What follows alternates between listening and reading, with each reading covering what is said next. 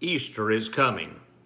As we prepare for Holy Week, I'll be sharing each day a sermon in miniature about one of the 7 sayings of Jesus as he was hanging on the cross of Calvary to pay the sin debt. Saying number 1 is in Luke 23:34, when the Lord Jesus says, "Father, forgive them, for they know not what they do." To fully understand this statement, you need to understand that in the Greek, there is a grammatical device that we do not have in English. That device means that a particular person or group of people can be addressed, but that same sentiment, same statement will apply to everybody who lives thereafter. We don't have that in the English. But it's employed here when Jesus said, "Father, forgive them, for they know not what they do." In other words, what Jesus was saying to that crowd, that howling mob that day, applies to every one of us today, you and me, and everyone else on planet Earth. What is it? It's an intercessory prayer upon our behalf. How can that be? You cannot forgive a crowd. You forgive individuals. The word forgive, as used here in the Greek, means stay your hand. It doesn't mean forgive as we use the word forgiveness.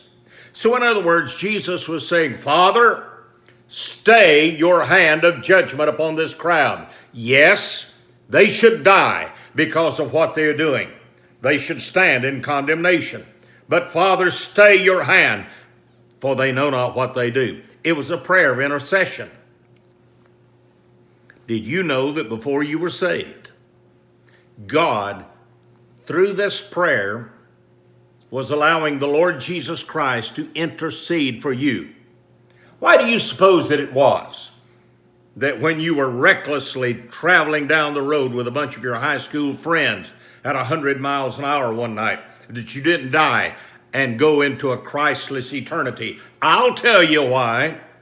Father, forgive Bill or Bob or Sue. Forgive them. Forgive Harold, for they know not what they do. Yes, it's a blessed thing to know that Jesus ever lives and makes intercession for us now that we're saved. But aren't you glad as we enter Holy Week that you can also triumphantly say, "He was interceding for me before I was saved, as he was dying on the cross for my sins."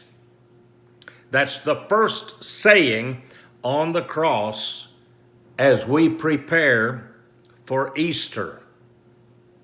This has been Harold Hunter, Evangelist Harold Hunter, with Sermon in Miniature. And if you would please, and you enjoy this sermon in miniature, before you leave this video, would you simply touch subscribe?